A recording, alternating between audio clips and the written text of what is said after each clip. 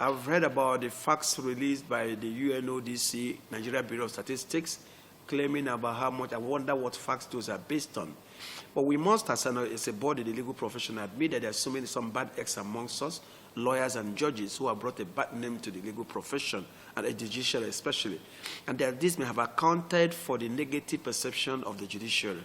But I don't think it's as bad as it is painted. But also that to suggest that we should not go and do some introspection and ask ourselves, where did we get it wrong? Where did we lose the confidence of the public? Where did people start seeing us as being among the most corrupt in the society? So there's a lot of work to do. And to do this, the NJC must rev up its disciplinary process to ensure that judges who are accused of corruption are properly investigated.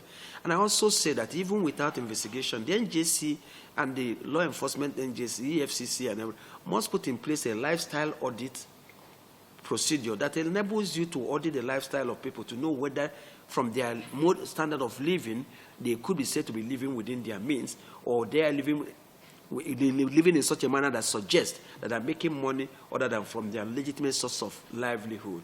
So I dare say that while not disagreeing with the facts you may have referred to, that the judiciary needs to purge itself of the bad eggs who may have compromised their positions and in some cases may have taken a bribe or be unduly influenced in rendering their decisions in certain matters. So yes, we are not insulated from society. We are not pretending to be. We're so clean, but not as bad as being painted. The youth's innate understanding of social media, data analysis, and online platforms can be leveraged on to expose corrupt practices, monitor government spending, and promote ethical leadership. Indeed, we've seen examples of this in many parts of Nigeria, in many constituencies, where many youths are able to track the budget and also hold the elected officials accountable about what are called constituency projects earmarked for their constituencies, requiring that those who represent them give adequate account of how the money meant for these constituency projects are spent. The role of youth in combating corruption, therefore, goes far beyond mere technological prowess, and their crucial assets are often overlooked. They are not usually patronized by governments in making appointments. Rather, the government sometimes believes that mere tokenism, sharing food and money to them during certain occasions or during elections is enough to keep them placated. But the youth should be engaged. They should be leveraged on to hold governments accountable and see that government works. As a body whose sole mandate is to uphold the rule of law, we must therefore join the international community to actively engage the youths in combating the ills of corruption. And this may entail the following: empowering them with the requisite knowledge by providing comprehensive education on the impact of corruption and mechanisms for reporting it. This sort of engagement must be accessible and tailored to their own understanding. The EFCC some time ago launched the whistleblower scheme.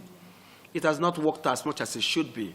Government must ensure that in order to hold public officials and officers accountable, there must be channels for reporting corruption, and there must be channels for protecting those who may risk their life to report corrupt practices. And must also ensure that the judicial system is not put to the wrong use by youths being charged with criminal defamation or cyber bullying or any of the so-called cyber crimes for using social media to call out public officials who they allege may have embezzled public funds. And we must also ensure that where necessary, the reportage of corrupt practices or whistleblowing must be incentivized so that people would want to or would be encouraged to report corrupt practices by utilizing the various means available for doing so. We must create platforms for participation and establish youth-led anti-corruption initiatives, providing mentorship opportunities and encouraging the active involvement in civic engagement. Their voices must be heard, not just listened to. They must be encouraged and they must participate. And we must not just pretend to listen to them. Actions must be taken on the things they say. We must give them a sense of belonging by letting them know that their voices count. We must foster collaboration, building bridges between the youth organizations and government agencies, civil society groups, and the private sector to create a united front against corruption. Because all of us pay the price of corruption. In the price of goods we buy today, the services we enjoy today have embedded in them the cost of corruption. It has indeed not done anybody any good.